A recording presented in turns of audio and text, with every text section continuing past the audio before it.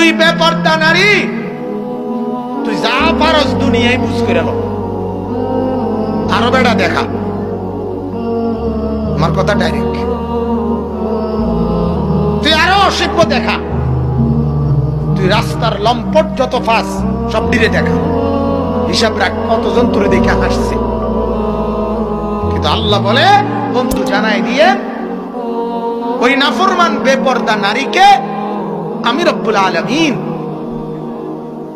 জান্নাতের ঘ্রাণ নাকেও লাগতে দেব। অথচ জান্নাতের ঘ্রাণ বলে নবীজি বলছেন 500 বছরের রাস্তা।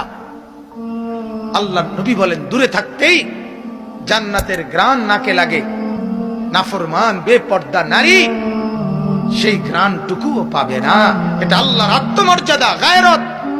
আল্লাহ বলে দেব না তো, আমার জান্নাত তো সস্তা না।